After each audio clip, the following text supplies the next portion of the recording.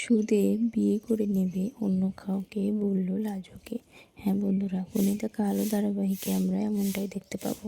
ধারাবাহিকে দেখা যায় অনুভবদের বাড়িতে অনুভব নেকলেস নিয়ে আসে ভ্যালেন্টাইন ডে উপলক্ষে লাজুর জন্য, কিন্তু সেটা বনলতা পেয়ে যায় এবং সেটা পরে সবাইকে দেখায়।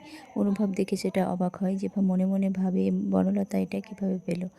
তারপরে ধারাবাহিকে আমরা দেখতে পাবো পরে আবার লাজুর জন্য আর একটা গিফট নিয়ে এসে বালিশের তলায় রাখে অনুভব। তারপরে লাজু সেটা পেয়ে যায় এবং ভাবে সুদেব তার জন্য সেটা রেখে গেছে এবং সুদেব সেখানে এসেছে। লাজু ওই গিফটের বাক্সটা নিচে নিয়ে গিয়ে সবাইকে দেখায় এবং বলে, দেখো দেখো আমার বর এসেছে। তখন অনুভবের ঠাম্মি বলে, কই সুদেব তো এখানে আসেনি। আর এইসব অনুভব পাশ থেকে লক্ষ্য করে। অনুভব সুদেবের নাম শুনে লাজুর মুখে খুব রেগে যায়, কারণ গিফটটা তো সুদেব দেয়নি, দিয়েছে অনুভব। তাই এই কথাটা শুনে মনে মনে খুব রেগে যায় অনুভব। তখন লাজু বলে, ও আসেনি, তাহলে এই গিফটটা কে দিল? তখন বনলতা আন্দাজ করতে পারে যে এই গিফটটা হয়তো লাজুকে অনুভব দিয়েছে। তখন বনলতা অনুভবের দিকে তাকিয়ে থাকে। অনুভবের বোন অনু সন্দেহ করে যে এটা দাদাভাই দিয়েছে, কিন্তু সে বুঝতে পারে দাদাভাই বিপদে পড়তে চলেছে। এটা জানাজানি হয়ে গেলে সমস্যা হবে, বনলতা বৌদি খুব রেগে যাবে। তখন অনুভবকে বাঁচানোর জন্য অনু নিজের ঘাড়ে দোষটা নিয়ে নেয়। তখন অনু বলে, আমি তোমাকে এই গিফটটা দিয়েছি।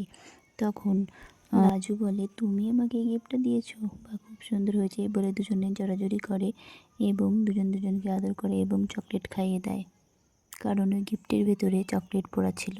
অনু এইভাবে বনলতার হাত থেকে অনুভবকে বাঁচিয়ে দেয় এই যাত্রায়। অনুভব পরে লাজুকে জোর করে টেনে নেয় এবং রেগে যায় লাজুর উপর এবং বলে, খুব শখ না বরের কাছ থেকে গিফট পাওয়ার।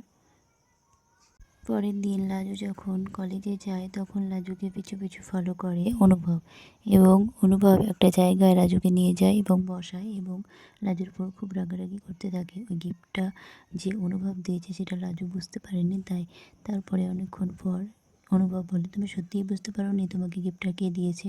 তারপরে লাজু বুঝতে পারে যে ওই গিফটটা অনুভবই ওকে দিয়েছে। তারপরে লাজু অনুভবকে দাঁড়াতে বলে এবং অনুভবের জন্য একটা জামা নিয়ে যায়, আর সে জামাটা অনুভবকে গিফট করে লাজু।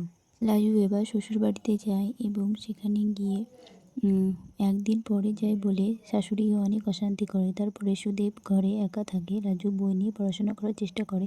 সুদেব লাজুর কাছে যেতে চাইলে লাজু সরিয়ে দেয় সুদেবকে। তখন সুদেব রেগে গিয়ে বলে, তুই বুঝতে পারিস না আমি তোর কাছে কী চাই?